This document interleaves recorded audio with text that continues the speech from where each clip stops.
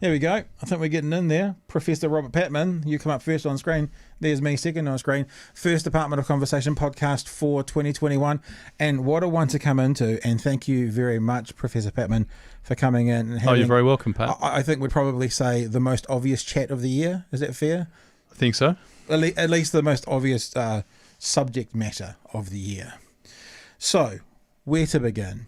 As we record this, it is Friday the 8th of January. Mm-hmm. Thursday the 7th of January, we saw the Capitol building in the US be overrun by what can only be described as homeborn terrorists out of America, also claiming the title Trump supporters and the word they use, patriots. Never a more relative term have I heard in my life. And we haven't actually caught up since the actual election. We talked before the election, because you and I have done this a few times. Sometimes had Damien involved with us having a chat as well. Yeah. But we've had what the obvious thing was. The election was one, and then we've watched somewhat the self-destruction of America over the last couple of months since the election that led up to yesterday. So just, I guess, your thoughts. Well, yes. I mean, Mr. Trump, I think the writing's been on the wall for some time. Immediately after the election, in fact, on the election night, he claimed he had won. Yeah, victory. When you and I have been watching elections for a while, and we all know that at 10 o'clock in the evening, Washington time, you can't declare victory at that time, or was it maybe in the early hours of the morning? But either way, it's no time to declare victory, simply because America's a huge country, and the votes take a while to come in to go against it across different time zones. So he basically, the game plan all along, I think, was to claim victory and then to contest the result. And it was, I think, striking months before the election when Mr. Trump was asked whether he would accept the outcome. He was evasive. He never said categorically in front, if I'm beaten fairly and squarely, I will accept the outcome. And so after the election, he immediately contested the result. And we've had something like 60 plus lawsuits. 62.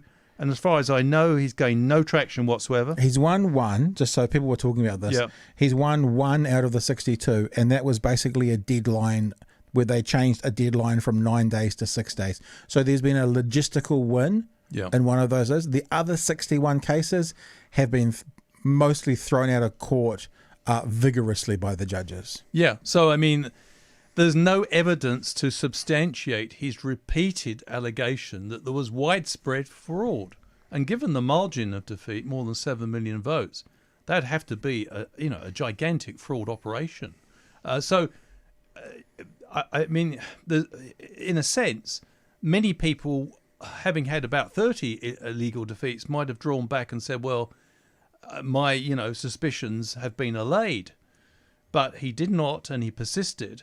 And then this weekend, we had this extraordinary phone call in Georgia, between the Secretary of State for Georgia and Mr. Trump, which was recorded by the Georgian officials, I think. Wisely. Well, he had attempted to ring the Georgian Secretary of State something like 18 times.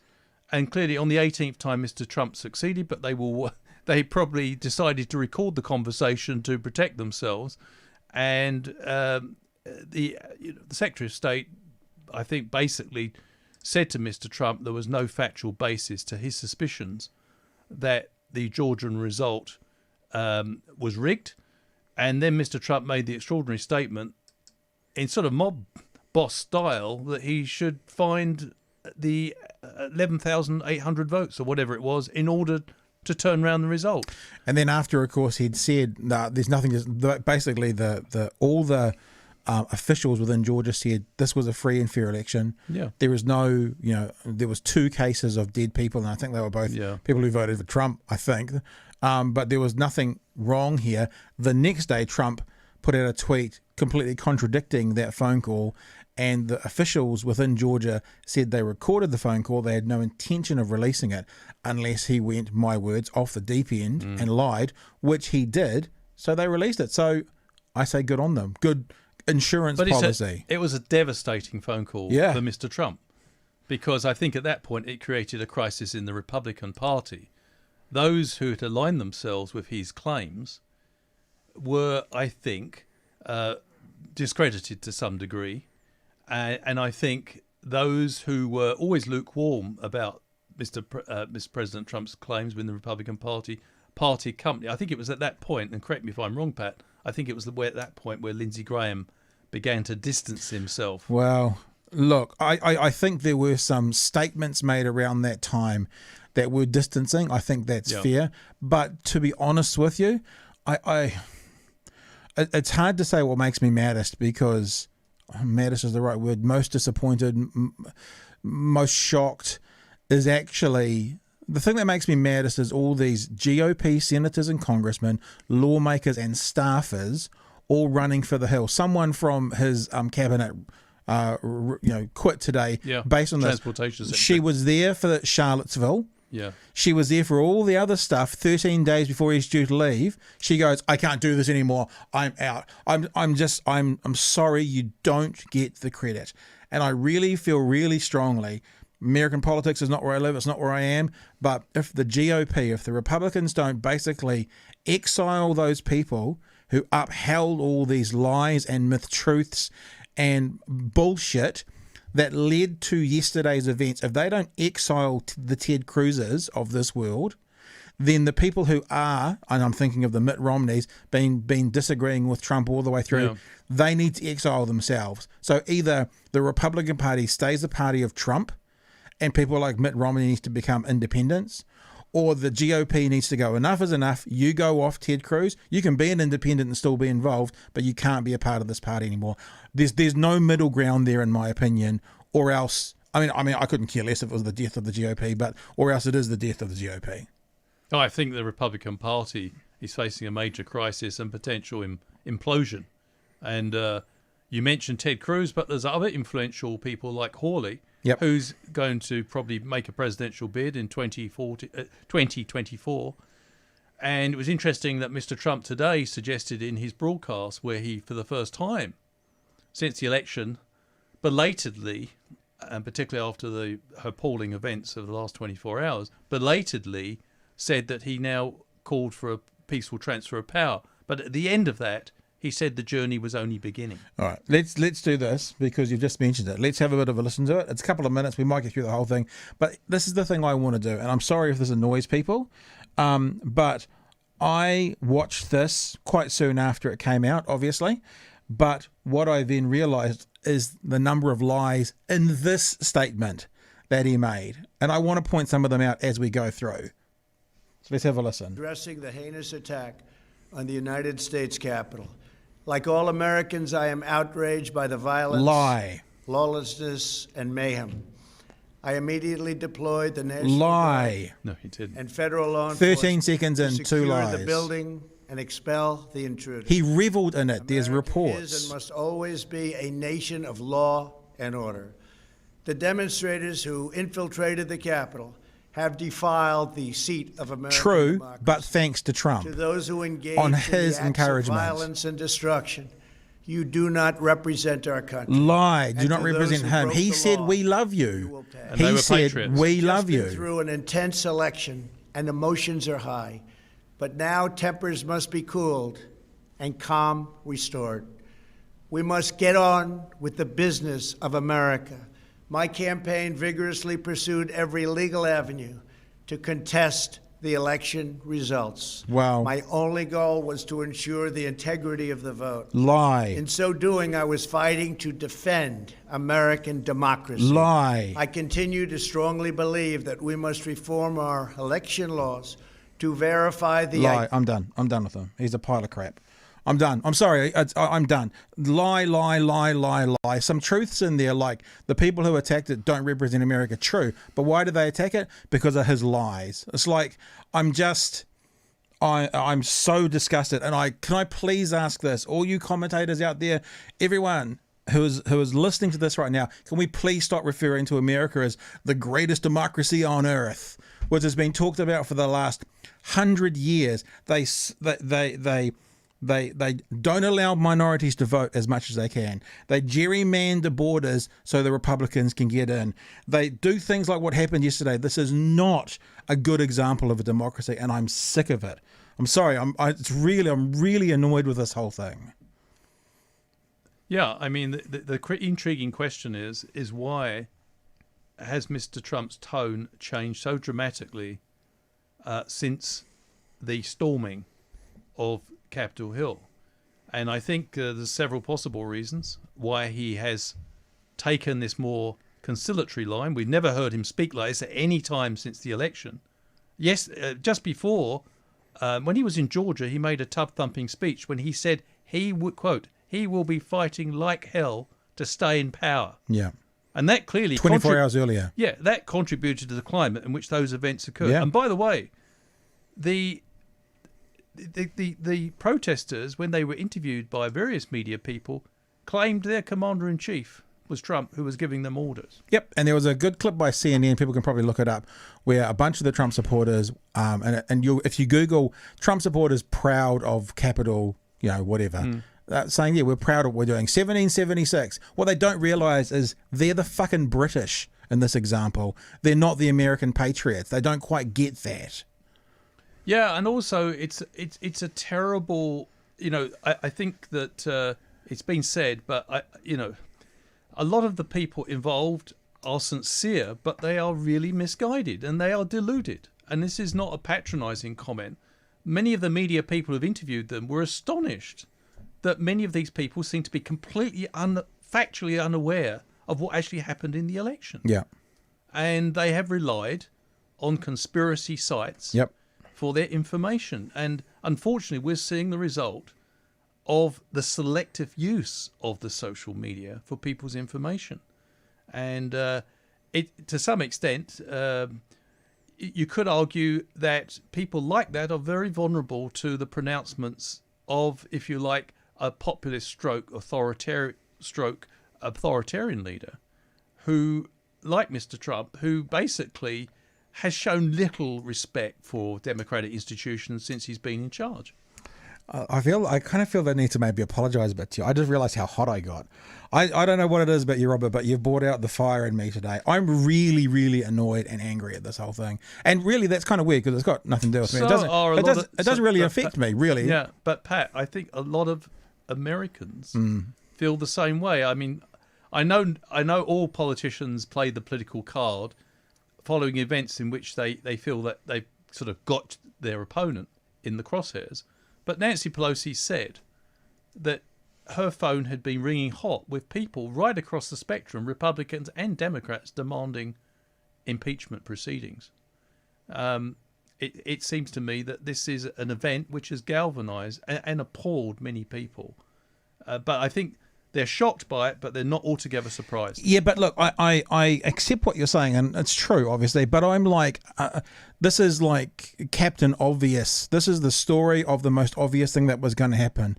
There was all these Republican senators, congressmen, staffers, supporters that thought they had a control of this guy, and there was people like I guess me, and you're an academic and it's a bit different from I'm just a raving lunatic with a microphone, but I've been saying this could lead to civil war for 4 years. At its worst, this could go down places that you haven't heard. He is aiding and abetting with white supremacy. If you go down to and have a look at how they respond, I tweeted about it yesterday. Imagine if these guys were black. Imagine if it was Muhammad trying to break into the Capitol with 10,000 of his friends. Would there have been loss of life is sad, but you put yourself there. But it wouldn't have been 4. It might have been 400 or 500. And the way this is just, it's like you have two kinds of drunks. You have a happy drunk, and you have a drunk that reveals all their true nastiness after they get on the bottle. So it either reveals your true nature when you have 1 or 2 or 10 too many, or you turn into a bit of a fun kind of person. Trump has revealed the true nature of a portion of America, and that's why I say I don't want to hear about the greatest democracy on earth. I don't want to hear it. The electoral college is a joke that for the past since 1994 that the Republicans can win the popular vote once and be in power half the time. It is ridiculous that people can't vote in that country for various reasons, that they try and suppress the vote. And it's all led to this person called Trump. And yesterday, I'm sorry, as Thanos says, was inevitable. Trump could have said it. I am inevitable. That's what Thanos said when he clicked his fingers. And it was leading to it. And I just think, Mitch McConnell, who said finally, after they got back and think, I'm out. Lindsey Graham, show me the proof in Georgia of the fraudulent.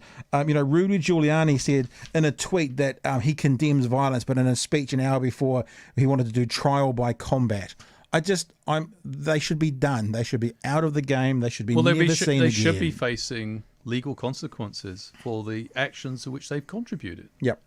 It's incitement, and this was a seditious act. So, basically, I hope the full rigour of the law will apply. Yep. I think the message has to go out that you can't, with impunity, carry out these sort of actions and get away with it. As you rightly say, there's certain members of the community who would not get away with comparable actions. Yeah. And to be fair, according to the Washington mayor, they are systematically going after the people involved in this through video footage, etc.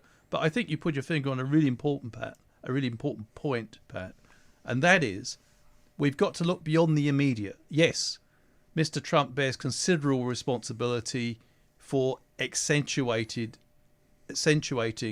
and deepening America's divisions, but those divisions didn't have just come out of a clear blue sky with Mr. Trump. Yeah. He's exploited grievances. And this has culminated in Trump. Yes. So I think they need to have I think the Biden administration needs to have a long, hard look at the political system. And there is considerable scope, I think, for suggesting some modernization of the Constitution, a more inclusive arrangement. And I think, Bernie Sanders has made it the point several times that at the moment, American democracy is undermined by the dominance of big money. For sure. And that, politics is not really a viable career for many people unless they've got really exceptional talent and they're single and young and they don't have huge commitments. Otherwise, you need to be pretty wealthy. Yeah. And, that's wrong. I mean, as Sanders has said, it means America is deprived of the best and the brightest because the best and brightest are not necessarily the people with the deepest pockets. And, so I think there needs to be a real hard look at the American political system and to what extent did Mr. Trump... Better. I like Trump better. Let's stick with that. Mr. Trump, to what extent was he a product of it? Yes. Because, this polarization... in some respects, was developed, and I think, let's be quite clear, America's had problems dealing with minorities for some time. African Americans didn't get their voting rights to the mid-60s, nearly 100 years after the Civil War, which was concluded in their favor, purportedly. They were freed from slavery, but they still didn't get their full political rights. But 9/11 also led to Islamophobia and led to, I think, a climate in which populist demagogues... Remember Mr. Trump's birther campaign? Yep. Where he made quite outrageous lies, which were eventually disproved by Mr. Obama producing his birth certificate. So the roots of what we're witnessing in the last few days, they're deep. And Mr. Trump has certainly added fuel to the fire. There's no doubt about it. He's a dangerous president. And someone who really wasn't, I think, had the necessary political experience or the qualifications to do the job. But given the background we've just described, he was able to do enough to get there. It does also raise the point, and maybe it's the wrong time for this conversation, is what the crap is wrong with the Democratic Party. That they... I mean, after Obama was in, I think we might have said this in the last podcast, I went, well, Democrats are going to be in for the next 6 cycles because the GOP has lost the youth. female vote and the minority vote. They're done. And then the very next cycle, they get back in there. So, the last time around with Wash, whatever her name was, the head of the DOC, and they kind of screwing Bernie around. And I tell you what, if it hadn't been for coronavirus, it could easily have been a Trump in a second term now. He screwed that up so badly to let Biden through the door, I think, on some levels. But you got to say, for this political system to be this close on so many of these elections with such terrible candidates, it's so much bigger than just the culmination in Trump. It's the whole system. I hope Biden, now that I did a little dance when I saw the Georgia result came in. I looked at it there and I was thinking, I was going to do a tweet and go, I feel pretty good about Georgia. And I went, no, I don't want to jinx it, because apparently I've got control over the results. If I say the wrong thing, that will change. It's like the All Blacks. Deep state. Yeah, that's me. But they've got control of the White House, Senate, and Congress now. And I know that they need a big majority to, change amendments. I think it's 75% of all the states. But this is the time to go, you know what, the college, the Electoral College has to go. Has to go, one person, one vote. And I know what they're going to say. They're going to say that the coasts are they're going to run the country. I don't know if I believe that, because I reckon there would be a lot of Republicans living in those coastal areas that wouldn't vote because there's no point, much like there'd be a lot of Democrats in the centre, the flyover states today, who probably don't vote either because there's no point. It would be very interesting to see an election run under one person, one vote, winner take all. Actually, what would happen? Yeah, I mean, I'm not a great fan of winner takes all, and that's why I think we've done quite well in New Zealand in resisting populism, because we have proportional representation. And I think it works reasonably well. By definition, to form a government in New Zealand, you have to have about 48% of the vote as a minimum, and that means, for most situations, with the exception of the current one, you need a coalition. And that means that you can contain the crazies, because what they do under first past the post system is they burrow into the major parties knowing they've got no chance of contesting as a third party in what essentially becomes a two-party system. So they infiltrate, and you can see that the Republican Party, to some degree, is shown the impact of the penetration of the Tea Party and some of these far-right groups that began to develop in the Bush administration. Yep, the Tea Party. Yeah, so I hope the Biden administration takes a long, hard look and begins to correct some of the things you mentioned, such as the gerrymandering that's been going on. Yep, and begins to make the system more transparent, and hopefully makes healthcare a right rather than a privilege, and creates a situation where ordinary people can participate in politics. Because, it's no secret that for many American politicians at the moment, they spend a lot of their time fundraising. Yeah. And rather than doing the job that they should be doing, which is representing their constituents and their interests. So, it's a combination of things that clearly, I think, I listened to Biden's speech and I thought it was a good response to the crisis that's developed. And I think it was a good immediate response. And I think he made the valid point that this didn't come out of a clear blue sky. This has been, this has been in the works since Mr. Trump came to power. But I do think once the Biden administration gets into power, it has to look beyond the Trump era and say, how did Mr. Trump possibly win power? And this is, they have to ask some searching question, how they can improve American democracy. And like you, I think this smugness, this US exceptionalism has to become a little bit less pronounced. And, even today I've seen commentaries saying that, the exemplar American democracy has been blemished by this horrific incident, as if it had been perfect up to now. Mm. And I think that's the wrong approach. I love talking to American commentators, and I often ask them, do you think America is the greatest country in the world? And they always say yes. And I always say, what's the metric you use to measure that? And they never have an answer. Because if you actually go through measurable metrics, they are nowhere near the best country in the world. Whether it's infant mortality or debt per person or whatever it is, or education, they're nowhere near the best country in the world.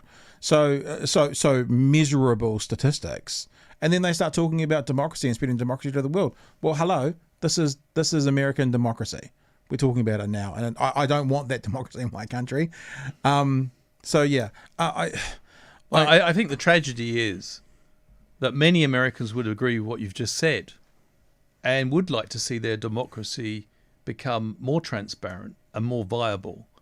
And we shouldn't lose sight of the fact that America has done quite a lot of good in the world. It's not perfect, but some of the things in the post-war era, it played a key role in establishing the United Nations. It played a key role in establishing the WTO. But what you may say, so what? The World Trade Organization? Well, that matters greatly to small countries, which can go and dispute. They can take bigger countries to a trade disputes panel and win through rules rather than raw power. That's how New Zealand prevailed in 7 trade disputes. So, it's not all bad, but certainly I think it is time to take stock, and I hope the Biden administration can do that. Well, on that, I wonder, we talked about this already, and I've talked about it with a couple of other people, actually, as we here in New Zealand, with the system we've got in New Zealand, we have a parliament or a government that's got a majority, which we've never had before since our new system of MMP has come in. But I've been saying they've got 2 years. They've got for us, we've got 3 years. That's it, because there's no logical reason why they think they'll get a majority next time around. So if they want to make significant change in New Zealand, they've got a 3-year window. That's my opinion. And a lot of people have been a little bit disappointed at the more moderate noises that Jacinda has made about not making big changes. I wonder if now, looking to America, that Biden's got 2 years, because he's got 2 years till the next midterms. There's nothing to say that somehow, it's what is it? A week is a very long time in politics. 2 years is an eternity. That all this is quote unquote forgotten by the time the next election rolls around, being 2 years from now for some of those Senate and Congress seats, and they lose their majority. So I don't know how they can move quickly or what they can do, but in 2 years, what theoretically do you think they could achieve? I mean, these are these 3 big things now. Obviously, coronavirus is number one, I would think. The free healthcare, or the Medicaid, Medicare, is probably up there, tagged alongside coronavirus. And now you got to look at the electoral system. It's got to be up there. Yeah, but there's another one as well, which Mr. Biden is pledged to take firm action, and that is to complete the shift to new clean energy. And you may recall in the second debate with Trump, Mr. Trump thought he was scoring heavily when he picked up Biden. Biden mentioned that America simply could not walk away from its commitment to fight climate change. And Mr. Trump said, the voters of Texas and Pennsylvania will be very interested to hear that, Mr. Biden, because you're in the process of undermining their the oil industries in those states. But Biden didn't back away. He said, look, we have to make sure that with the pace of climate change, that it doesn't become irreversible, and we have about a 10-year window to do that. So I think we will see the Biden administration. I think it will rejoin the Paris Climate Accord, but I think there's going to be a lot more emphasis on clean energy, which will have global ramifications. So there's a number of things that the Biden administration needs to get on with. I think it actually, many people are saying, oh, look, it's just got bare control of the Senate, which it has now, thanks to its victories in Georgia. But given the state of the Republican Party at the moment, it doesn't look like it can be a cohesive or coherent opposition for a while. So he actually may have an extended window. Well, yeah, I would hope so. There's a couple of things, though. As I just said, I thought that under Obama, the Republicans were decimated, and then they were just back, boom, just like that. But the other thing is, touching wood, anything else I got to do, the likelihood of Biden having a second term just due to his age and health, it's got to be 50-50 at best, even if he's still with us. God bless him. I don't know what the Catholics say. I grew up Catholic, but God rest his soul and bless his whatever. But, the idea that someone, because he's 78 now, that'd be 82, going to 86. I mean, that's closer to 90 than 80 at the end of a second term. Yeah. So, there's that in there as well. And, for the love of goodness, for all the white supremacists out there, having an Asian black woman running for president, maybe that'll be enough to drive all the people back to the next Trump. Who knows? Yeah, but the interesting thing, Pat, about this is that politics is full of surprises. Yeah. And Biden may do... I mean, one thing about Biden's position, which is a real advantage, first of all, he's got a lot of political experience. 47 years. He knows how the system works. He's not going to be easily fazed. And unlike Mr. Obama, who was very inexperienced in Washington, he does know how the system works. And in addition, because he is quite an advanced age, he may decide this is the perfect time to take on all those issues that if he was younger, he might leave to a second term. Yes, true. So he may well bite the bullet on a number of things which will come as a surprise to many people. So it'll be interesting to see how this pans out. And the other thing many people, myself included, have expressed doubts about someone at that age running for high office, the most powerful office in the world. But, I think the case of the Ronald Reagan's interesting. In his first term, there was huge skepticism about him. And yet, and I'm no apologist for the Reagan period, he did have a degree of success in maintaining domestic support that surprised not only Democrats but Republicans. And I'm wondering if Biden, for all his experience, may in fact be the person that can not only take tough measures but also get a lot of Republicans on his side in a way that may have been more elusive for less experienced politicians. I remember one of his best friends was John McCain on the Republicans. So he's always prided himself on his bipartisanship. I think McCain will be, I think Mr. Biden will be working very hard to woo the moderate Republicans. He said already that he won't be relying on the Democratic very slim majority in the Senate. He'll be looking to win over people of goodwill and common sense. So he may surprise us. Interesting thinking about the time period. As a professor in a university academic, you'll appreciate this. I was always the ship my essay's due tomorrow, I better get onto it today sort of thing, last minute. But sometimes those deadlines give you an incentive. I'm not saying it does good essays if you're listening, university students, but I've never thought that he might only think one term, and he might think, and then I'm going out, leaving my legacy, so let's cram it all in. That's actually a really, really interesting thought. I think it's a real possibility, because I was struck by his choice of Kamala Harris, a young, vibrant, she was a serious contender for the presidential nomination.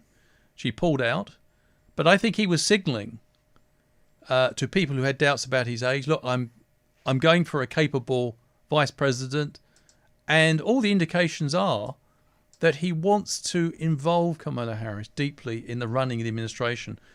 The model possibly was the Clinton-Gore where Gore was deeply involved in decision making under Clinton.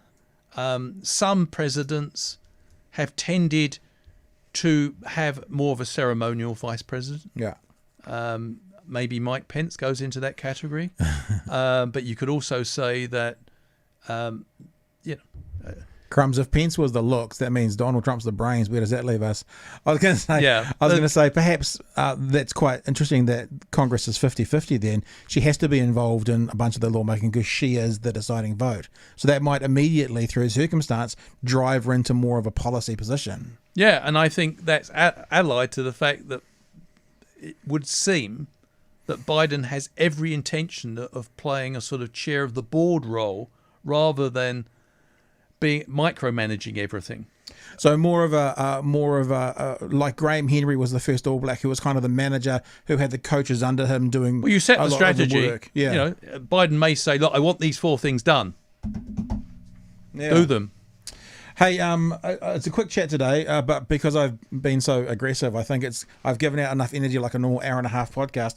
But before we go, I just want to explain to people one more time who don't quite understand what we're talking about, what I'm talking about when I say the people who upheld Trump, the Mitch McConnells, the Lindsey Grahams, the Rudy Giulianis, the Kellyanne McEnany's, the Kellyanne Conways, the Ted Cruz's, those people, why we should hold them as accountable as Trump for what happened yesterday. And if you want me to be generous, I'll say maybe not as accountable, but in part accountable. And to think about that over the forthcoming weeks, months, and years, when those people are standing up the front, trying to rewrite the history books like they didn't do it. I put out a tweet yesterday that I want to share. If anyone wants to get my magnificent meanderings, it's at Pat Brittenden. And it's a clip that I took off illegally, Full Metal Jacket. I love Full Metal Jacket. Great movie. Studied it when I was in Fifth Form school and really enjoyed it. There's a scene where Private Pyle basically has stolen a donut, right? And he steals the donut and he has it in his footlocker, and the drill sergeant finds it. And what happens is the drill sergeant punishes everybody else for what Private Pyle has done. Let me play it for you. If you're listening to the podcast, you'll hear it. If you're watching, enjoy a little bit of this. Open your mouth. They're paying for it. You eat it. Ready? Exercise.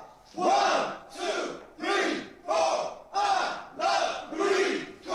1, 2, 3, 4. I love. So for those of you who are listening, Private Pyle is eating the donut whilst all the other cadets, all the other soldiers are doing press-ups on the floor. Now, Lindsey Graham, Mitch McConnell, Rudy Giuliani, Ted Cruz, Marco Rubio, Kayleigh McEnany, Kellyanne Conway, and about 100 other people, you have been in the kitchen with Donald Trump for up to 4 to 5 years cooking this bloody donut. Other people are now paying the price for what you and Donald Trump have cooked. Do not let them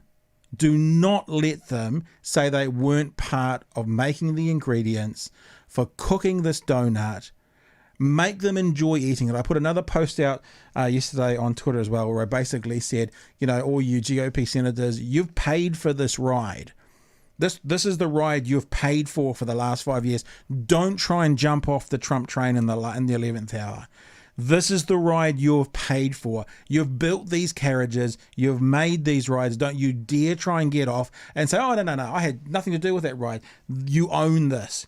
You made the donut. You're eating the donut while other people are paying for it. And I'll just tell you to enjoy it, because you ain't going to get away with it if there's people to hold these feet to the fire, and I hope there are. Well, I think, I hope that the Biden administration does take consequences for people who played a part in inciting the appalling events that we've been discussing. But you know what? Accountability doesn't just rest with the Democratic Party or the Republican Party in the United States. One thing that I feel strongly is that other liberal democracies must be very clear about their condemnation of the events that occurred. Yeah. And I've been a little bit, I think the Germans spoke, the government of Angela Merkel spoke the most clearly. But, much of the comments have been what I call very measured, and sometimes that's a good thing. But when you have a sitting president who incites an attack upon government and democratic institutions, it seems to me that warrants a serious response. Mr. Trump has never accepted the election outcome, and let's face it, that's what democracy is all about. Mm-hmm. That you participate in it, and if you lose, you have the grace to accept defeat. That's what a peaceful transfer of power is all about. And he violated one of those fundamental rules. And I feel, we as a country, we have expressed, we're on the side of those who are upholding democracy and the rule of law. The Prime Minister said that very clearly, and I support her very much in doing that. And I think many other Kiwis do as well.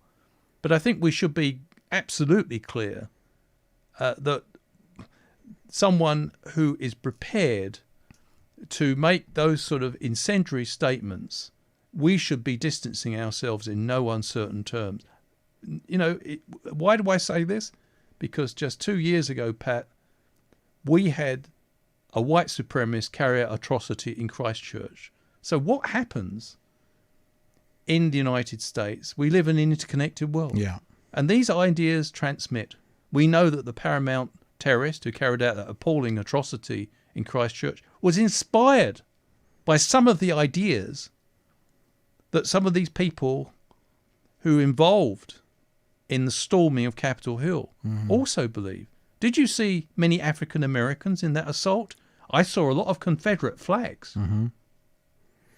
Yep. No, and I saw some reports today that said really the only ethnically mixed group of people within the thing were the QAnon people, but the actual Trump supporters purely all white people. So the reason I make this point, Pat, is that we have a national interest in being crystal clear that we won't have a bar of this, and that as a vigorous democracy we reject the sort of divisive politics and, if you like, the politics of polarization which led to those tragic events that we've been discussing, the storming of Capitol Hill. And I think the one group of people who we may not have mentioned by name, so to speak, although I think what's inferring to it is I did my little rant then, and you said not just the Democrats or the Republicans, but the world, and then on the back of that, the most important people are the voters. Yeah. They're the ones for accountability for these people. They're the ones that when, if it's Beto O'Rourke up against Ted Cruz next time around, that they remember this. They remember that Ted Cruz 2 nights ago was, challenging everything and questioning everything. And then after all of a sudden Trump took them to that place of no return, he's trying to rewrite the history books. Don't let them. Well, that will depend on the Republican Party, won't it? There's going to be a battle now. This is going to be a battle now for the soul of the Republican Party. Whether the Mitt Romney wing will really contest and really try to grab the initiative. One can't help feeling that the likes of Ted Cruz and to some degree Lindsey Graham, because I agree with you, you can't just row back what's happened. No, of course not. One would like to think that they're going to pay a big political price for flirting with Trumpism and supporting it, in many cases, cynically, because they felt it advanced their own political interests. Well, this is the thing as well. I think those people were understanding what they were doing. Like, I think some of those guys, the Lindsey Grahams, the Mitch McConnells, those people, they knew the bullshit they were doing, which on some level I think makes it even worse. They knew they were playing games based off the back of policies and ideologies that maybe they didn't adhere to or believe in, but they knew it was expedient for their careers. Trump's a fucking nutter. He's a maniac, and I'm happy to say maybe he doesn't get it. Maybe he's a lunatic and he doesn't get it. Maybe he does, maybe he doesn't, but I'm assured that those other politicians get it and played the game to their expedience. This is the outcome. Eat your donut. Eat it, and don't you dare try and walk away from it. I think I'm done, Robert. I don't know about you. No comment. Hey, thanks for coming in. Very welcome. Thanks, Pat.